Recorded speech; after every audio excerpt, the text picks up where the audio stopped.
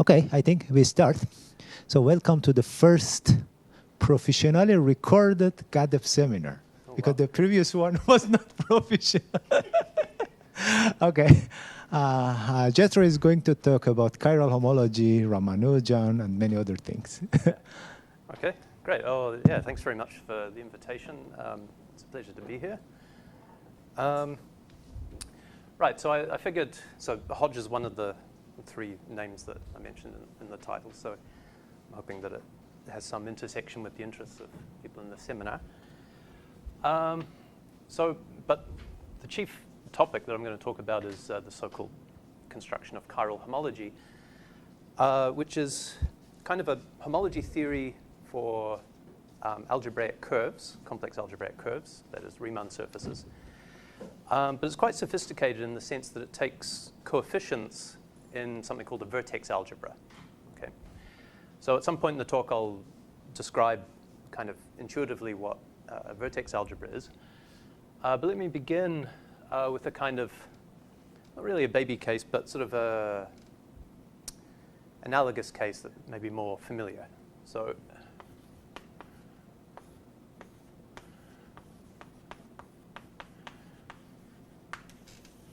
it's this construction called arc space in algebraic geometry. So the idea is let R be a commutative ring, or a commutative C algebra of the complex numbers C. And let's say it's finite type, so let's take it explicitly to be quotient of some polynomial ring in generators divided by some relations, like so. So now we form a new ring, called JR, which is now has infinitely many generators. So it has the same generators xi for I1 to n. But we also add kind of formal derivatives of these generators. Okay, so it has these xi primes, and then xi double primes, and etc. Okay. Now we should divide by these relations again. So fj, but also we should divide by all of the derivatives of these relations.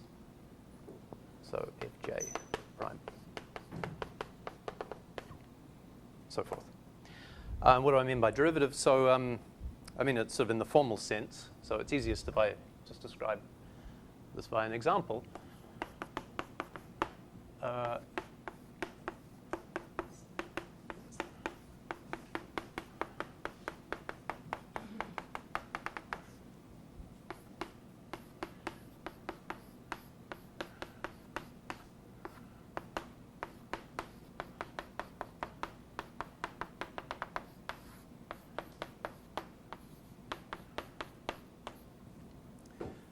So in this case, if I take arcs of this,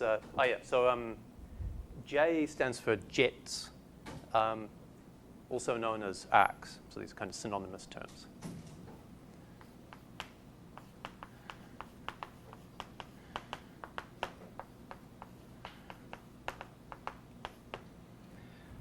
Okay, so what we do in this case is we take a fat point and take J of this, then we get this infinite number of generators, and we divide by x squared. 2 times xx prime, it's the derivative of x squared, and so forth. Then 2x prime squared plus x times x double prime, and so on. So as a vector space over C, this is already infinite dimensional, even though we took a 2-dimensional algebra to start with. So these things get very complicated.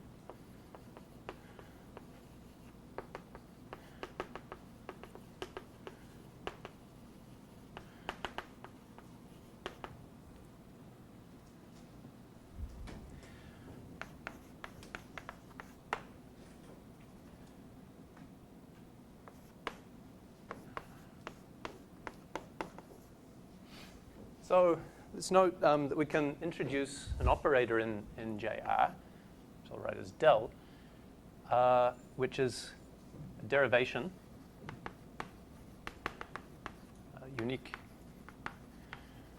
derivation such that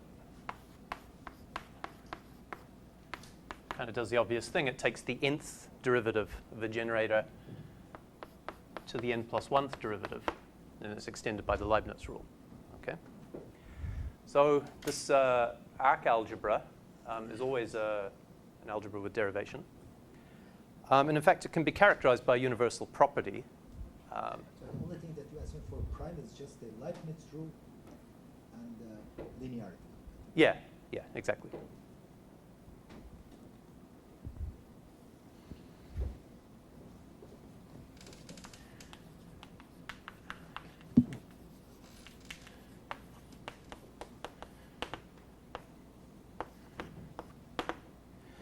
This universal property is if I have a ring R,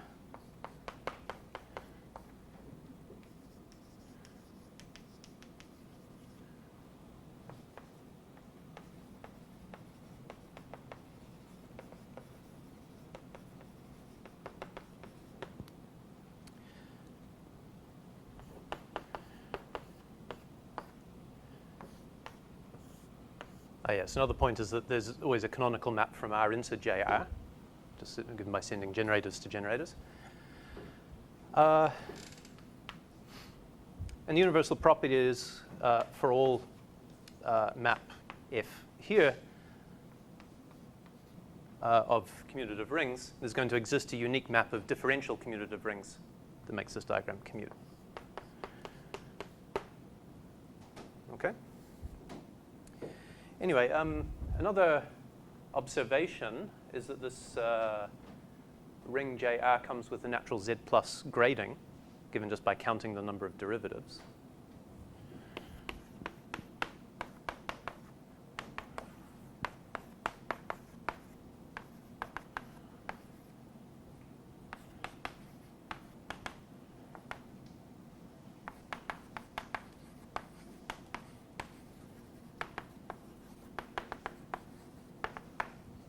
Right.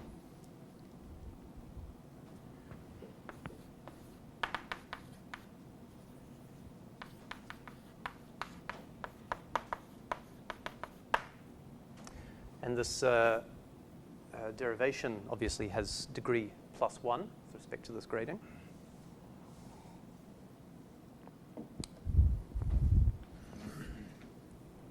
Okay, so now let's talk about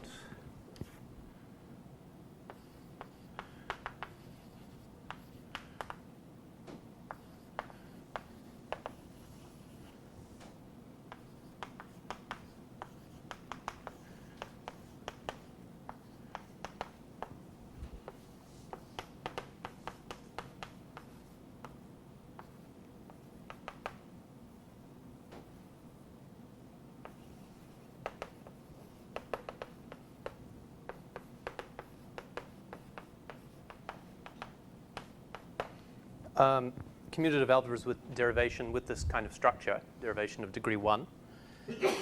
I want to consider the following construction.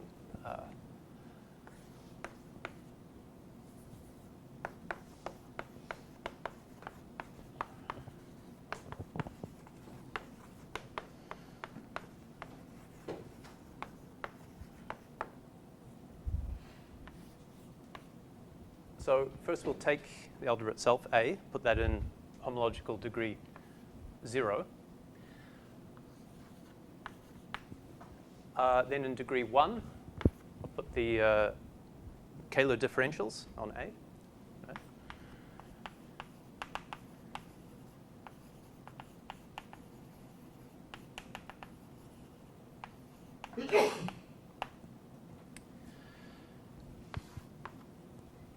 Remember that things here are kind of objects of the form A dx. By definition, it's A tensor A divided by relations of the form Leibniz relation. And now I can do the following thing, do contraction with t and send A dx to A multiplied by tx.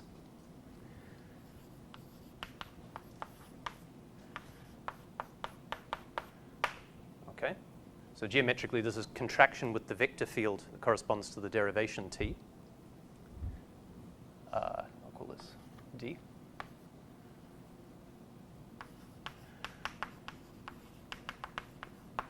And then you can extend it in a unique way to higher degrees.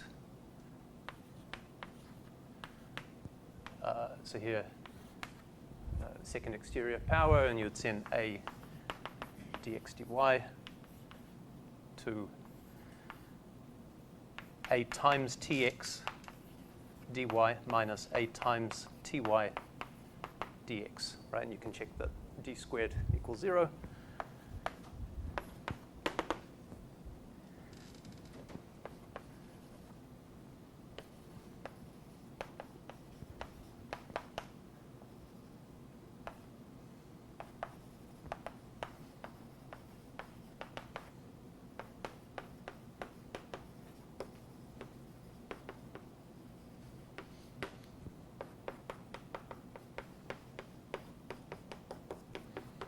Okay, so this defines some sort of homology of our algebra derivation.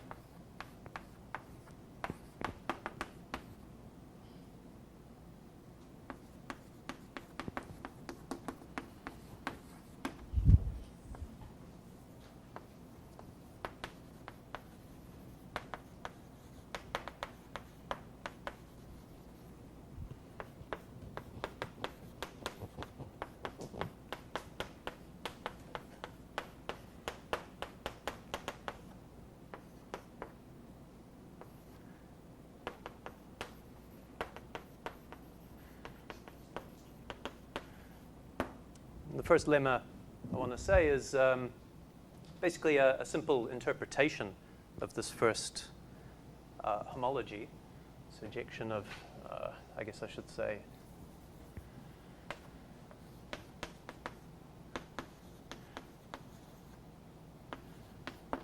Z plus graded algebra derivation. Okay, vanishing of this first causal homology is the same thing as saying that this algebra A is the arc algebra of some ring. Okay.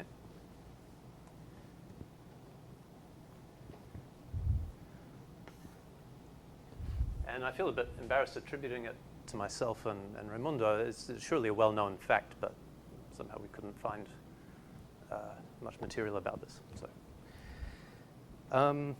let me just return to the fact that the structure of these arc algebras or arc rings or arc spaces is somehow very complicated in general, even when you start with a very simple ring. So for example, in this particular case, if we start with the fat point.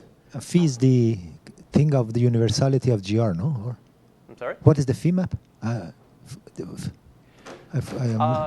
just saying, grab an arc space and take a quotient of it, right? So some quotient map, so then a surjection. Okay.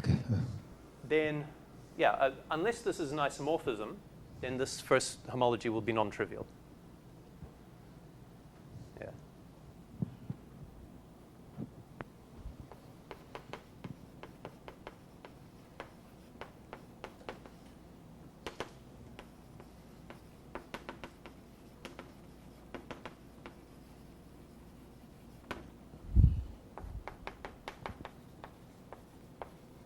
Okay, I don't have room here, so I'll go back to the first board.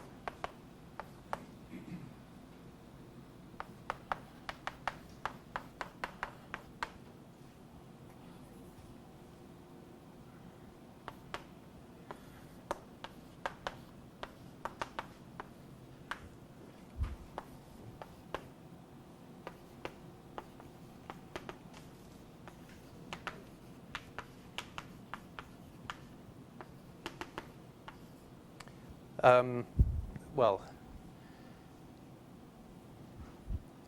if you want to understand the structure of some ring, perhaps a good thing that, if you want to be able to say that you understand the structure, perhaps you ought to be able to say what is, for example, the Hilbert series of the ring, right?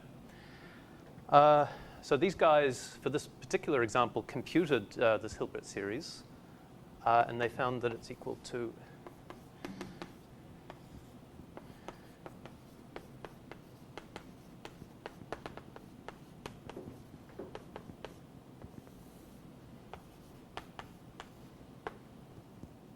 this infinite sum here. Okay. So how did they prove it? They used techniques of commutative algebra, like Grobner bases. They found an explicit Grobner basis, which in this case is parameterized by some class of partitions, integer partitions. They did this sort of integer partition counting problem and ended up with this kind of classical function. Okay, so this is a quasi-modular form. it's actually modular. It's honestly modular. But these kinds of functions tend to, they're kind of these mock modular, quasi-modular forms. So this is a Ramanujan function or McMahon? This is exactly 1/2 of the Rogers-Ramanujan identity. Oh, okay. Yeah. Gotcha. Yeah. And it's modular because the other side is an explicit quotient of theta functions.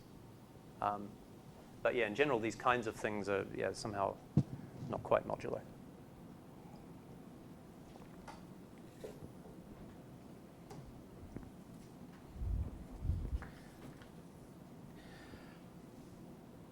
Okay. And the other half of this identity is going to appear a bit later, but in the context of infinite dimensional Lie algebras and vertex algebras. So that's what I'm going to start talking about now.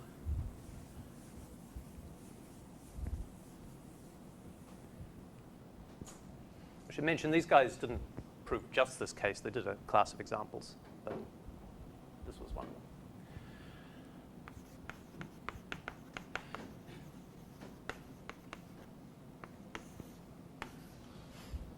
them. So vertex algebras have this kind of reputation of being difficult to explain what they are. So if you just assume that the Kashulka homology vanishes without assuming that it's that you have a surjection, what can you say about A? Does it imply anything about A?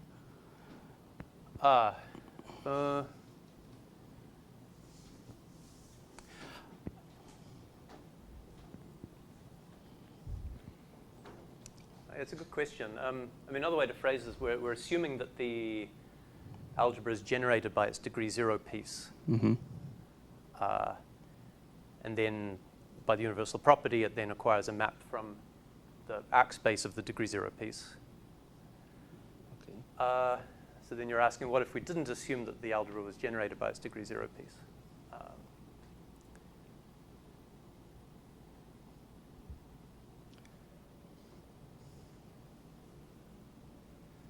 That's a good question. I'm not sure.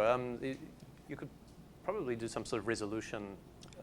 So can you always produce such a map phi somehow? Is there some construction?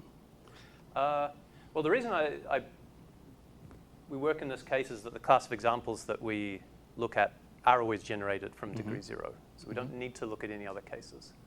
But if you didn't, I guess you could write down a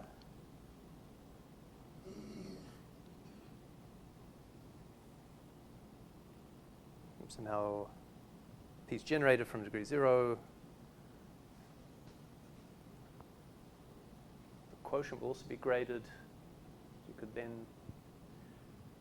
I'm not entirely. I'm not sure. Okay, it's okay. We can discuss later. Yeah.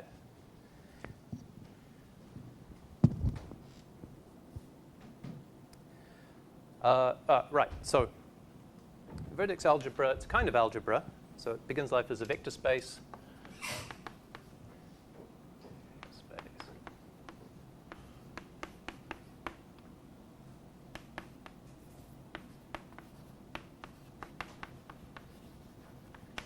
some bilinear product, v times v to v.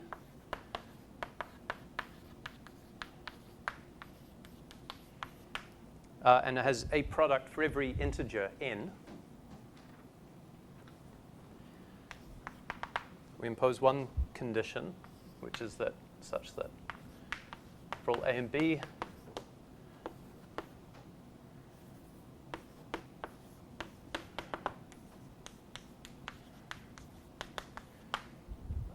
we suppose that there exists some n sufficiently large that for all larger n, the bilinear product gives 0.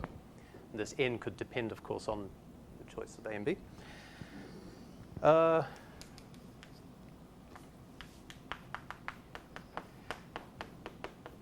if you take a Laurent series f of x,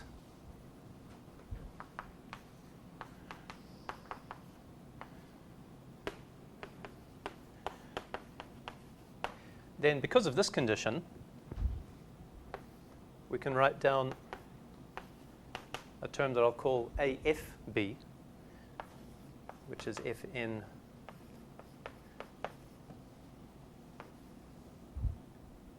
times a and b. And it's a finite sum because these coefficients go to 0 as n becomes negative, and these become 0 as n becomes positive. And in fact, we could also write this, I mean, this is just notation at this stage. Write this as a residue of f of x times a certain generating series for these products.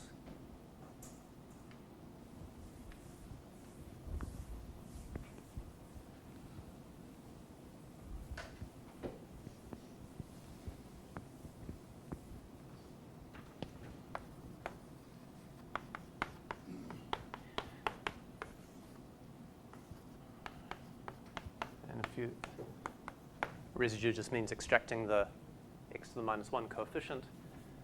So we form this. And these are the so-called vertex operators,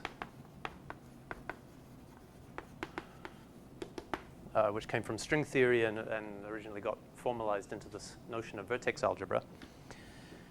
So I still haven't said what axioms these products satisfy. So that's what I'll do now. So what we want to think of it the following way. Let's try building a complex that starts with V. And now in the next term, what I can do is take a Laurent series and two elements in V, which I'll write in this manner. And then just send this object to the F product of A and B, right? Okay. And I want you to think of this as being a bit like the Chevalley-Eilenberg complex of a Lie algebra, right? You have one copy or a module, say, of the Lie algebra. And then you come one term back, you have the Lie algebra, the module, and you just let the algebra act. Let's call this D1. And we want to continue this. The difference from the case of Lie algebras, obviously, is that now we have a function involved.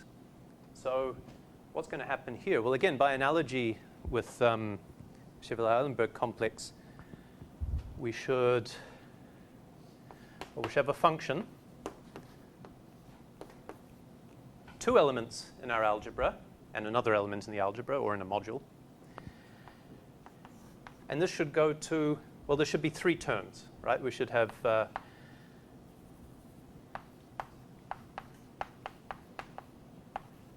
term where we take A1 and let it act on B, and there should be a sign.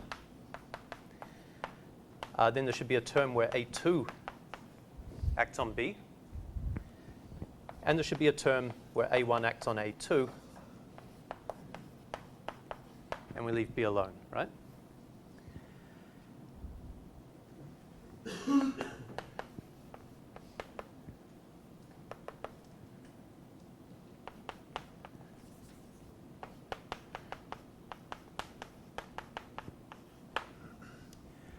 And again, the three terms should be residues. And if there's two distinct elements here, maybe there should be two variables, x1 and x2, right? So that we can now take residues in different places.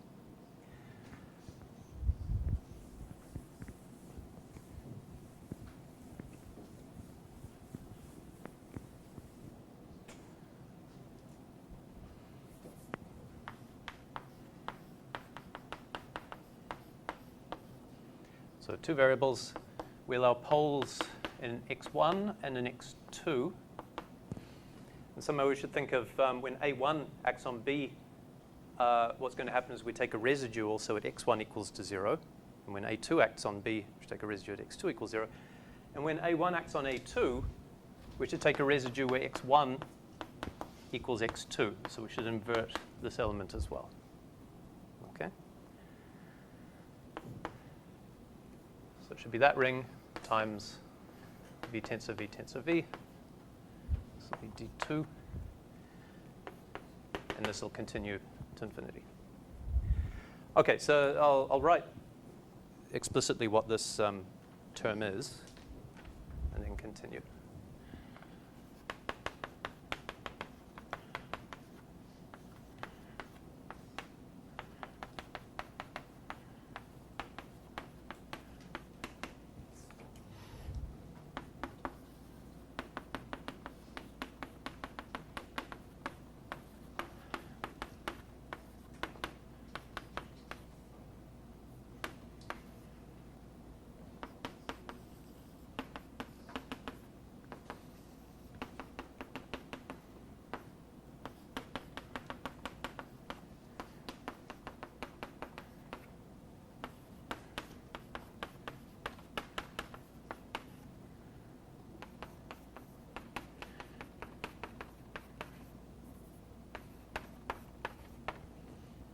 Okay, reasonable? A1 acting on B, A2 acting on B, A1 acting on A2. We take residues at the appropriate places. And one final detail is that now we've taken the residue in x1, so now it's a function of x2. But we need something that's a function of x. So we'll just put x2 equal to x, right? Whereas here, we've taken the residue in x2, it's now a function of x1, so we should set x1 equal to x. And here, convention here is that you expand everything in powers of x2 and x1 minus x2. Then you take a residue by extracting the minus 1 power, the coefficient of x1 minus x2 to the power minus 1.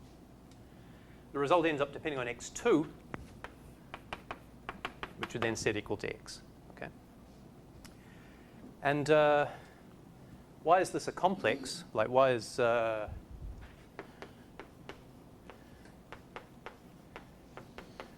applying D2 and then D1?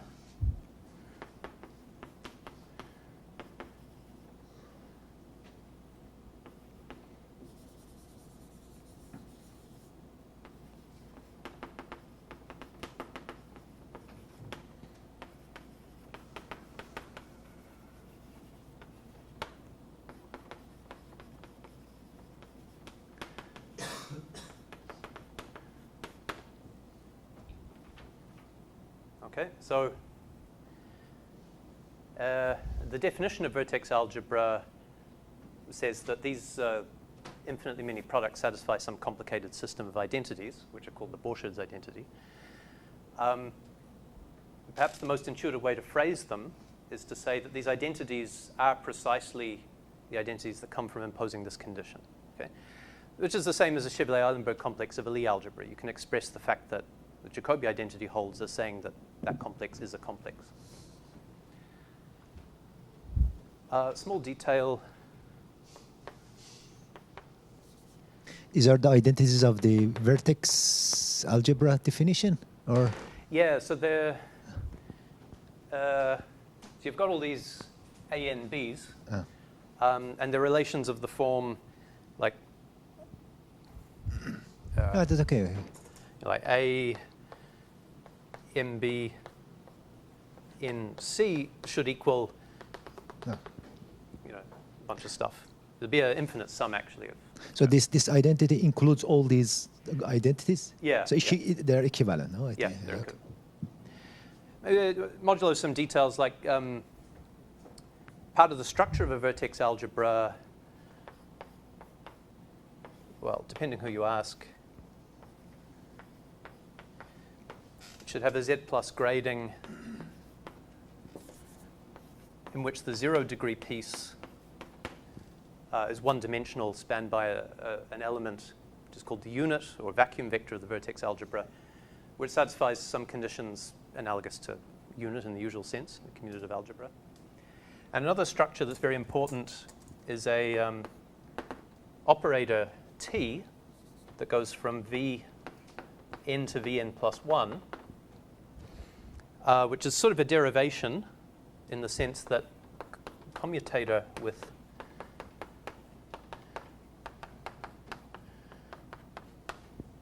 the vertex operator equals the derivative of that vertex operator. And so probably improving the equivalence between the Borcherds identity and this condition here, there are also these auxiliary structures that play a part. So it's not quite as simple as I made it sound. Okay? But yeah, that's the definition of vertex algebra. There's actually a reformulation of the definition due to Beilinson and Drinfeld, in which a vertex algebra, well, more precisely something called a chiral algebra, is literally defined as a Lie algebra within a certain rather complicated category of D modules on algebraic curves, sort of set up in such a way that this becomes literally a Lie algebra. Okay, so what do we do next? So chiral homology now.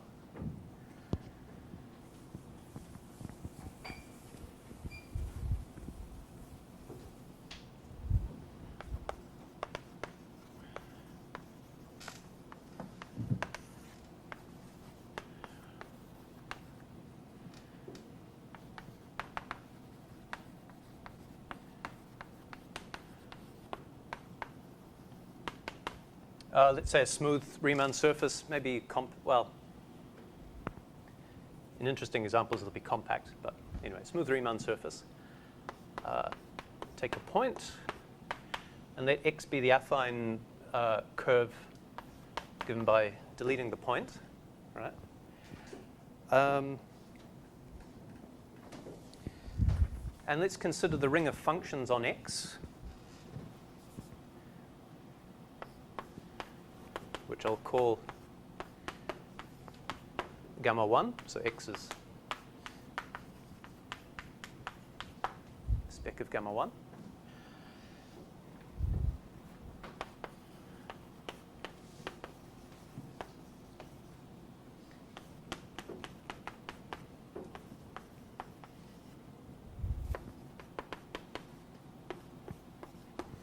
And the idea is to take this Chevalley-Eilenberg complex, and instead of considering this entire ring of functions Laurent series, replace it with something geometric, right? This ring gamma 1 coming from your choice of algebraic curve. Then we should also replace the higher order spaces of functions, and they're going to be spaces of functions on configuration spaces of x.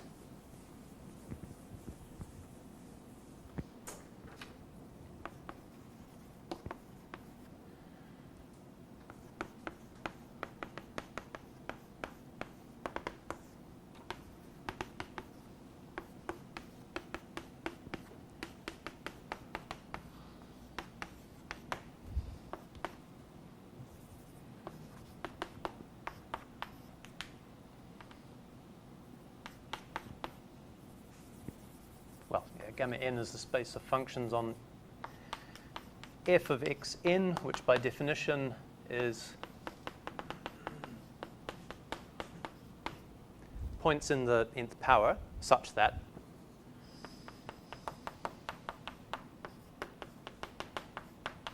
whenever I and j are distinct, then the points are distinct. Okay, so this is the ordered configuration space.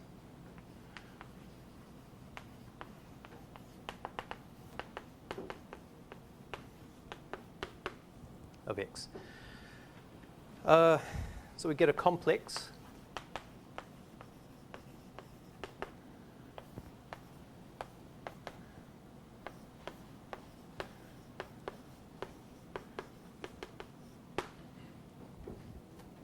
tensor in gamma n with n plus 1, you see, copies of V.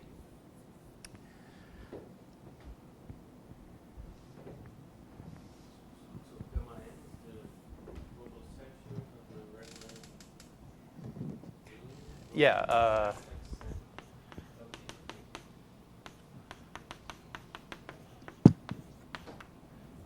Yeah.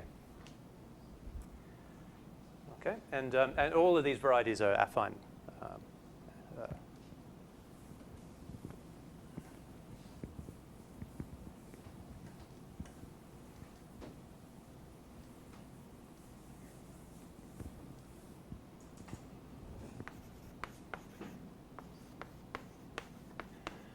I'm going to cheat a bit. Say D as above. I haven't actually written D in general, but you can probably guess how it works.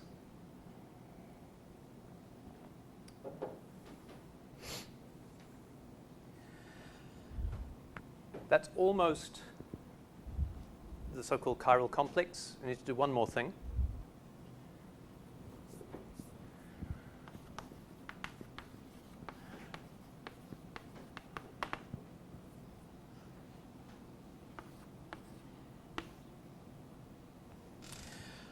So you'll recall the Chevalley-Eilenberg complex of a Lie algebra doesn't involve sort of G Lie algebra and then G tensor G, G tensor G, tensor G.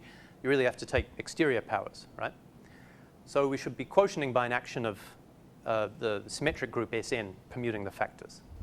Okay, so the detail is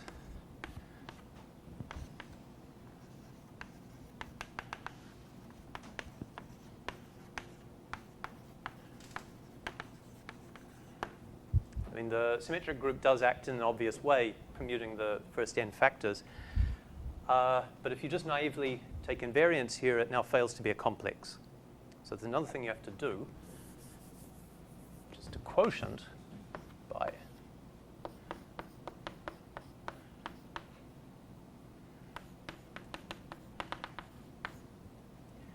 the action of some derivatives. So I mentioned this kind of derivation in the vertex algebra. So I'll write Ti for that operator acting on the ith tensor factor in V. Derivative dxi just means derivative with respect to the variable xi.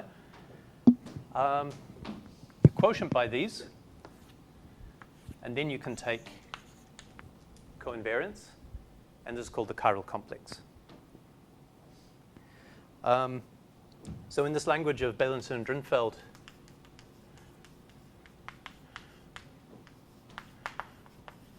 that I mentioned, the idea is that vertex algebra gives rise to, or is in a certain sense equivalent to, this notion of chiral algebra.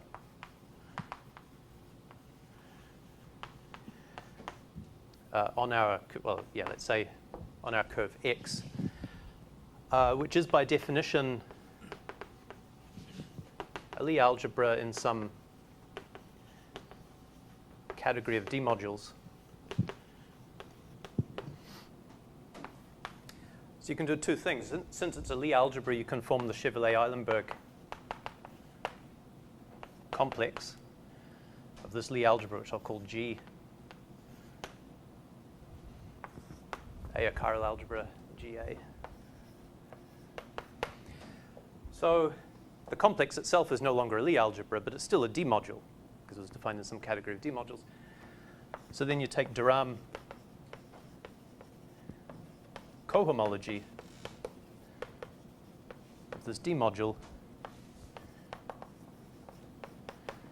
and then you get this so-called chiral complex. And so in their language, this division by action of derivatives that we had to do corresponds to taking de Rham cohomology. Okay. And of course, they define things in this kind of derived category level, so everything's very complicated and not very explicit.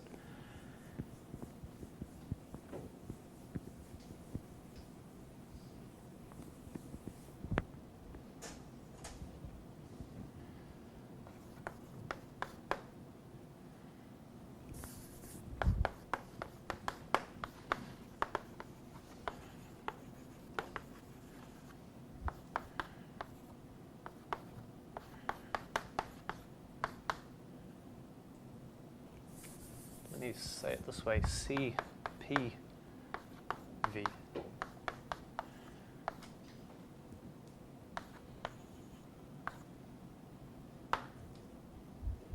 Okay.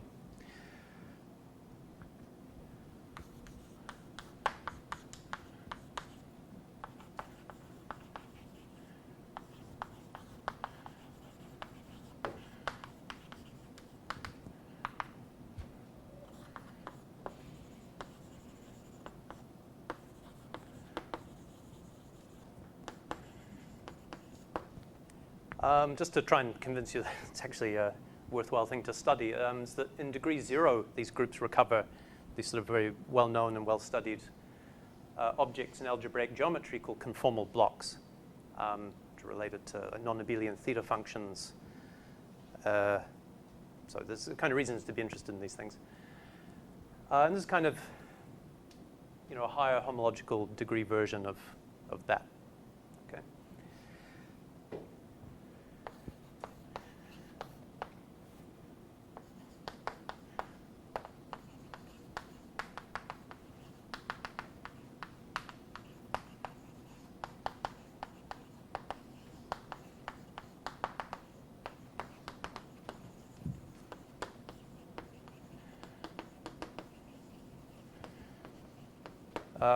So me particularly, I'm interested in this sort of stuff because I do representation theory of affine Lie algebras and vertex algebras, and there are applications to pure representation theory also of these constructions.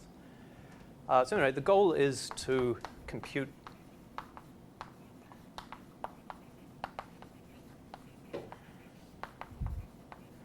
chiral homology in specific cases.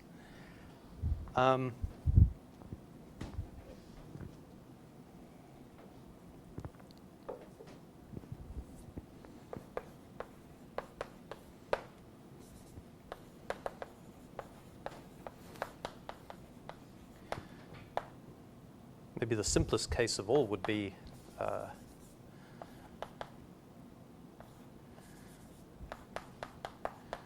just take the plane and P to be the point 0.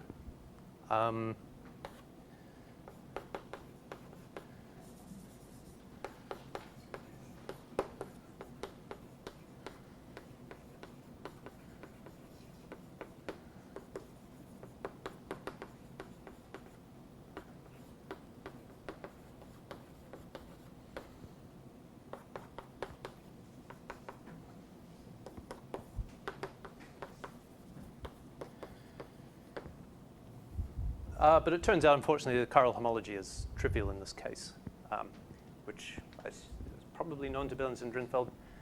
But in this context of working with a specific complex, I'm aware of this result due to Tadeo.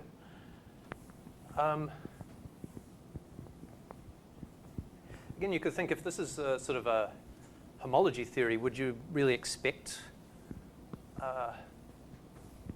the homology of a variety to vanish in all degrees?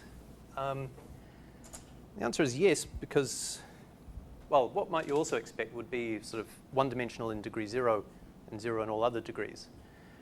But this is somehow a symptom of the fact that this is not a compact Riemann surface. So if you had some sort of chiral homology with compact supports, then you would expect probably dimension 1 in degree 0 and trivial in other degrees. Anyway, the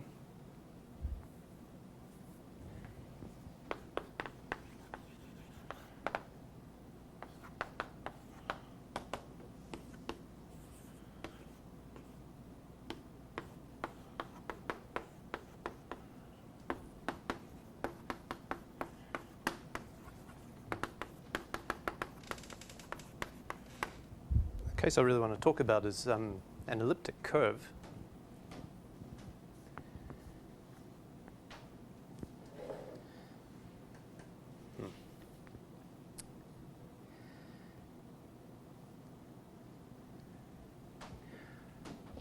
So we have an explicit complex, V, degree 0.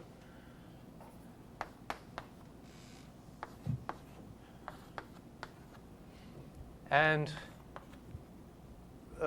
here in degree 1, we have this ring of functions, which are elliptic functions, right? Oh, here I should say P.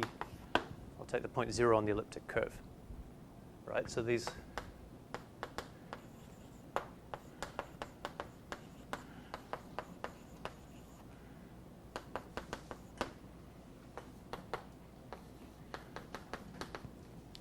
we have the constant function always, but we have also the Weierstrass P function, so it's like x minus 2 plus all these Eisenstein series times even powers of x, so it's something very complicated.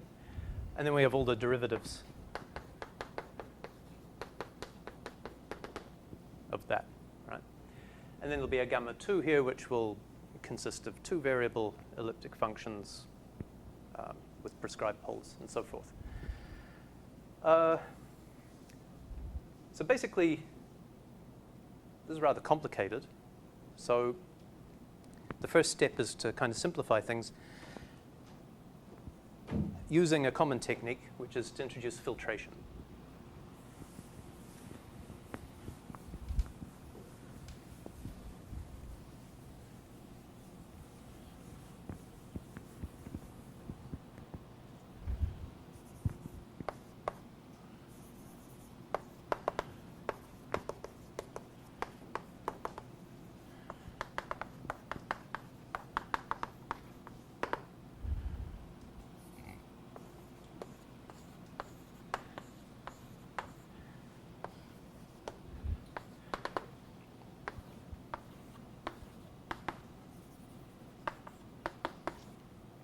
So consider a series of subspaces of V, which is exhaustive.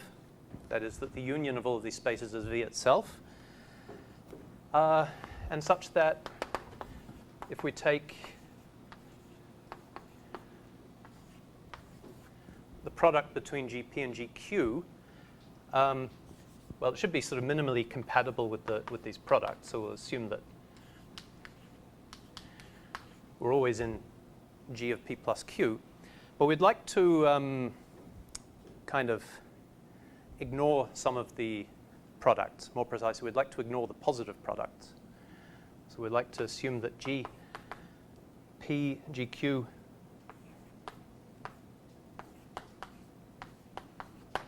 goes into degree 1 less than it otherwise would if N is non-negative. So then you form the associated graded.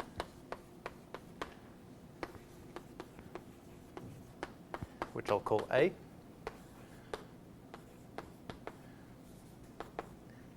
GP over GP minus 1. Right? And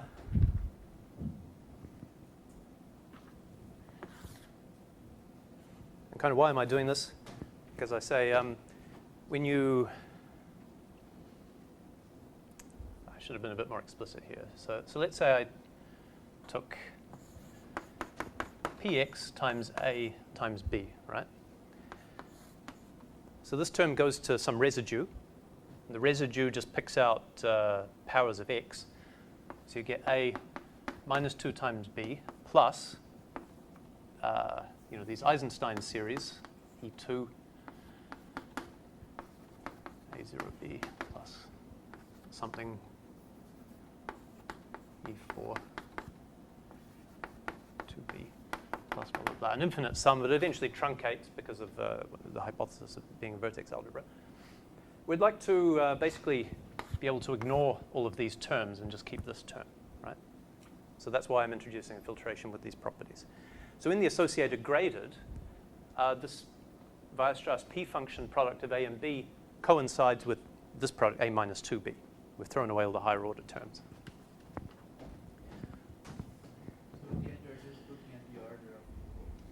Yeah. Well, if I had several polar terms, I'd keep all of them. Yeah. But I'm just throwing away the regular part.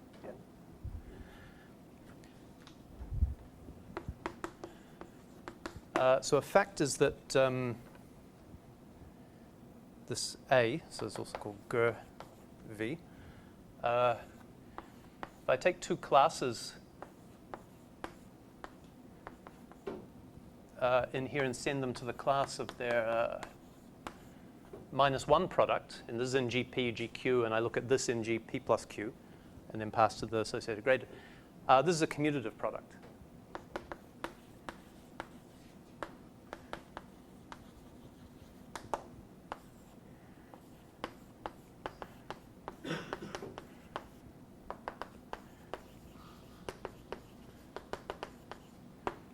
Okay. So after passing the associated grader, we're kind of back in that original situation of a commutative algebra with a derivation.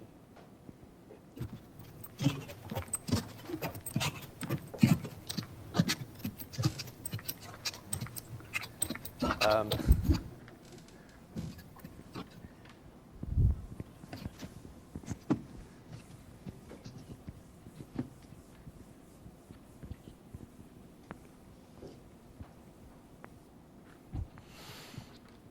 I want to say furthermore.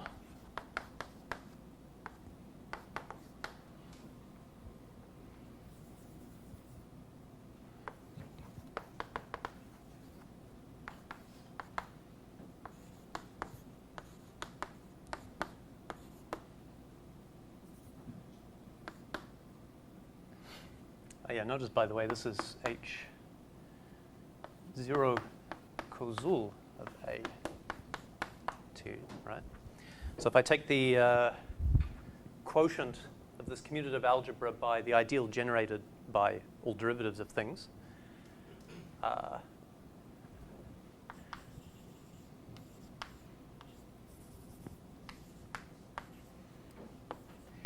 if I look at the class of the zero product now,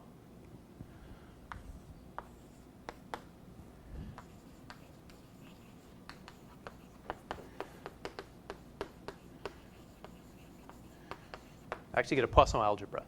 Okay, so it has a commutative algebra structure and also a Lie bracket that are compatible in this way.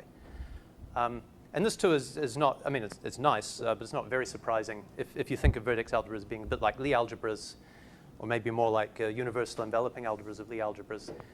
And then you have the story where you take a filtration, pass the associated graded, and there appears a Poisson structure. So this is sort of a version of that.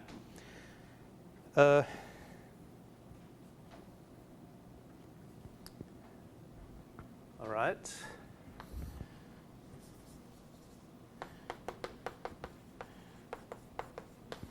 Before going further, maybe let me do an example. So it's almost impossible to describe any kind of interesting example of a vertex algebra without taking a very long time. But here's roughly an idea. Let's take so there's a class of vertex algebras that are constructed as representations of certain Lie algebra called the Witt algebra. Okay. So this is by definition vector fields on a punctured disk. Okay. So by vector field on punctured disk, I'm going to think in a very formal sense. I just mean something of the form a power of t times d dt, right? Where this power can be any integer, okay? So you take these objects and you can look at the Lie bracket between them. It's a Lie algebra. It's called the Witt algebra.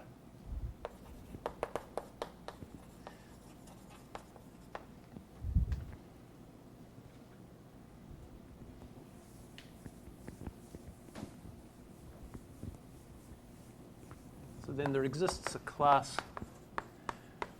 of projective representations of W that are called Virasoro minimal models.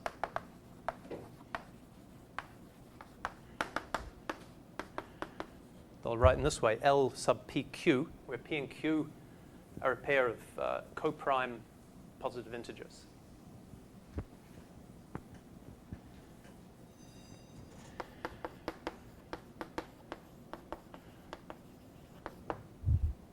And these have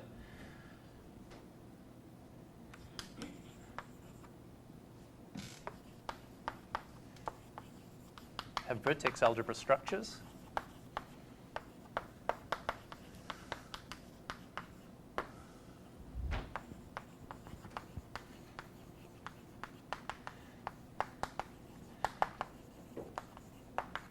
And also relevant in statistical mechanics. So I won't say any more about how you actually construct these things. A lot of them have names. So like 2.5 is called the Yang-Lie model. 3, 4 is the Ising model.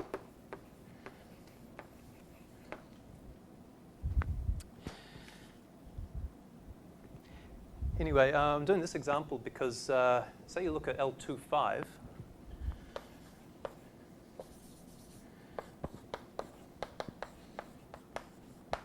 Right, it's a vertex algebra. So we can put it into this machine, produce a commutative algebra with derivation, a Poisson algebra, R. So it turns out that R is not a very interesting Poisson algebra. It's a two-dimensional algebra, fat point, with trivial Poisson structure.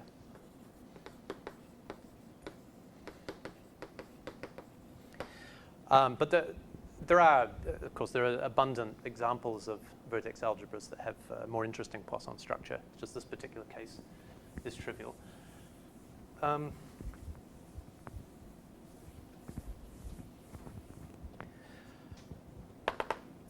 So let me also write, so A is Gur V.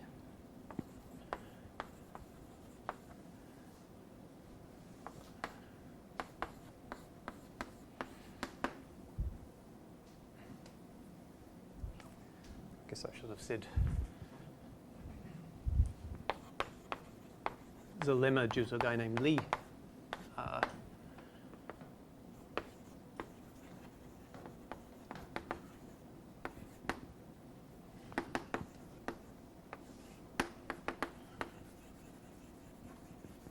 Kind of a general fact about vertex algebras that this algebra R generates the whole associated graded as a differential commutative algebra. Okay, so we have this surjection for any vertex algebra, and in particular in this case,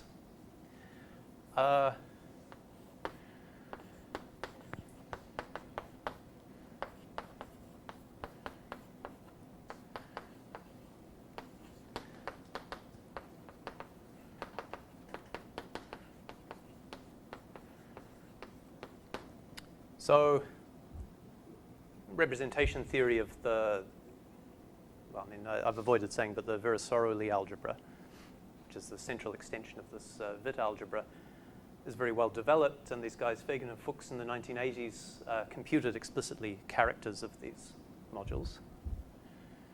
Let me say L25. And it's given by some theta function of Q divided by some other theta function of Q. So the point is it's very explicitly known. And on the other hand, this is equal to the sum of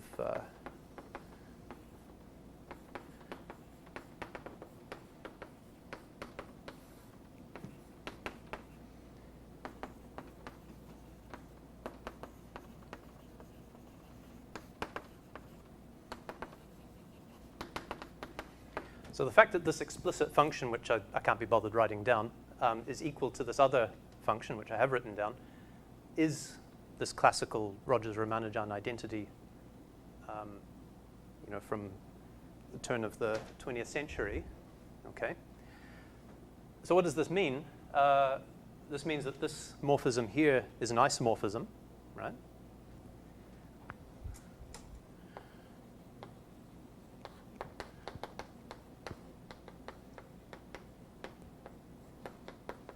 Causal homology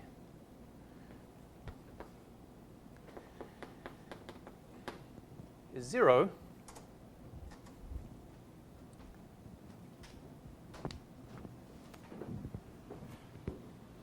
Okay, 1 minute and I'll finish.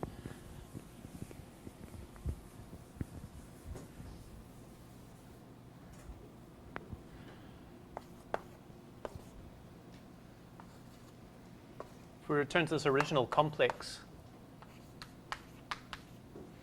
remember in degree 0 we had V, in degree 1 we had the P function and also the constant. In degree 2, the P of x1, P of x2, for example, V, V, V, various other functions. Say down here we'll have V, V, V. So what happens? So we have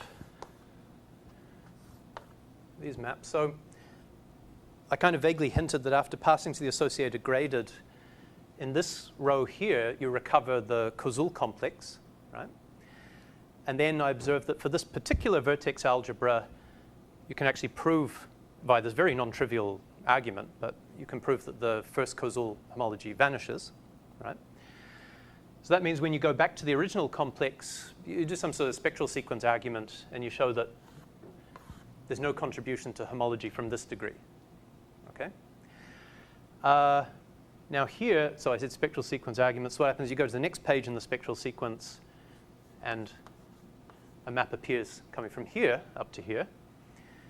And what you'll get is the zero product that we threw away on the first page in the spectral sequence, then comes back on the next page.